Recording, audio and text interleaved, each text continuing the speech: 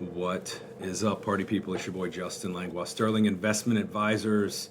I made myself laugh so hard on the last take that I had to redo this one just for you.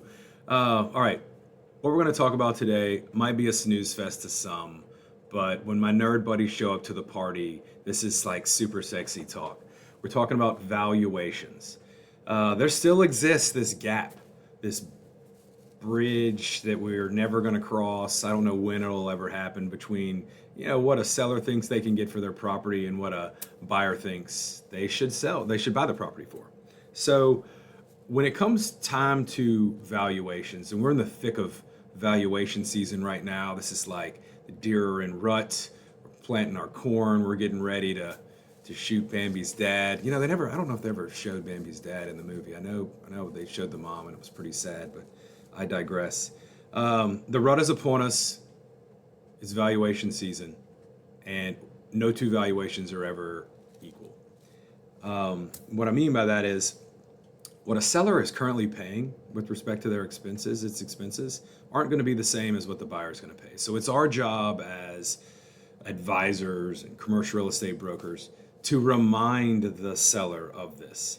The biggest item that we see an uptick in cost is insurance.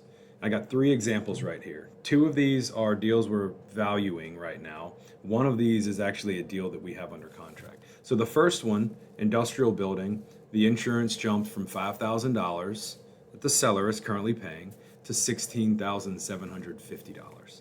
And you may say, okay, that's a lot. That's 3x.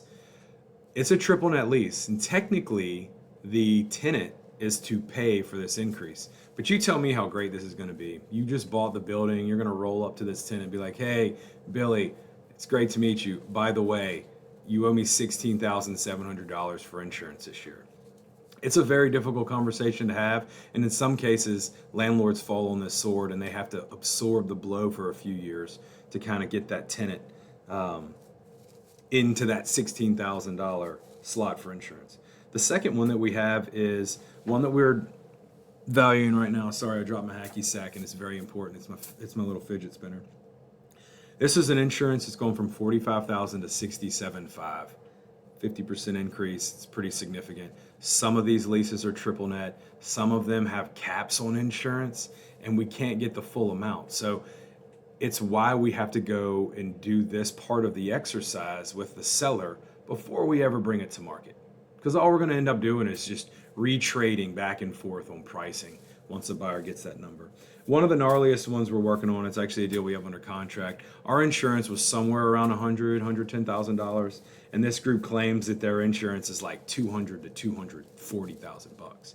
So it's not that we're disputing it, it's just that is a significant increase over what a current seller is paying. So sometimes you got to snuff these out. Make sure you got a lot of commercial insurance buddies on speed dial because they can be super, super helpful right now. So again, might not be something that blows up your skirt. I don't even know if you can say that this day and age. I might just get canceled for saying that. But it's definitely something that as a seller you need to be talking about with your brokers and your advisors.